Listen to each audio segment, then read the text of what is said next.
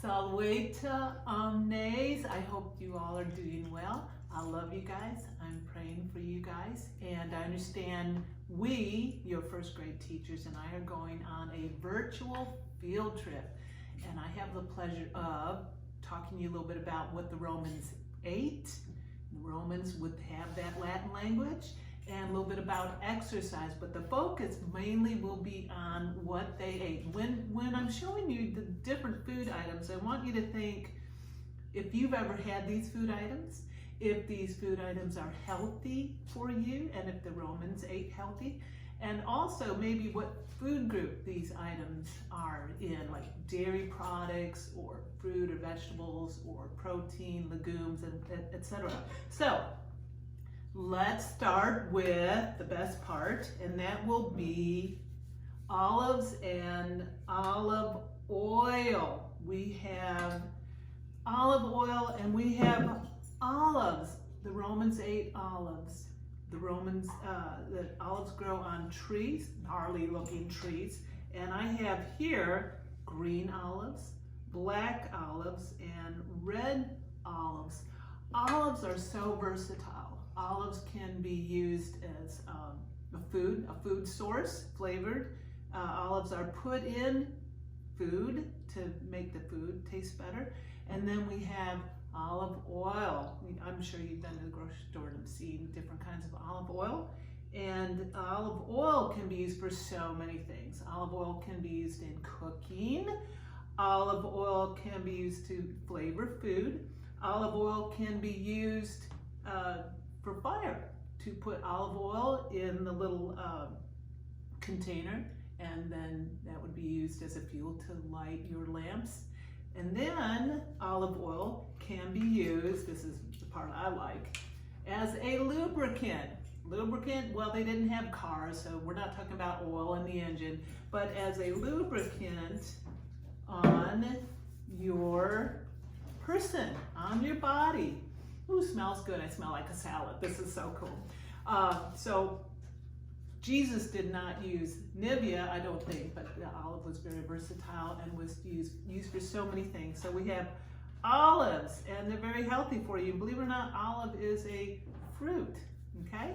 All right, next up is bread. The Romans did eat bread. They would have a flat bread or a round bread. And again, these breads would be flavored with different spices or the olive and oil and whatnot. And it was a staple made from wheat, different grains that they had. Then we have feta cheese. Well, I'll call it goat cheese because it's from the goat. And it has a tangy taste to it. So feta cheese, I have feta cheese, and that is from a goat. That would be a dairy product. Then, I'm sure you're already familiar with honey. Honey is a sweetener the Romans would put on their bread and different dishes, make it taste better. Another item would be the grapes. This happens to be a big black grape. Romans love their grapes, good source of vitamin C. And of course the raisin, the dried up grape, awesome, tastes good, it's a fruit. Then the Romans had eggs from chickens and also quail. Imagine eating a quail egg. Do you think that egg would be bigger or smaller than a chicken egg? That's a good question. And as far as protein, what was easy on the stomach and easy for everybody to make were the beans and legumes. This is actually barley and red beans and lentils. The Romans had the dried beans, and they could cook those up. Easy to transport as well. So there's not a whole lot of vegetables here. Actually, there aren't any vegetables, but the Romans ate their vegetables, asparagus and broccoli and onions, all kinds of good things. So eat your fruits, eat your vegetables, and let me talk to you a little bit about exercise.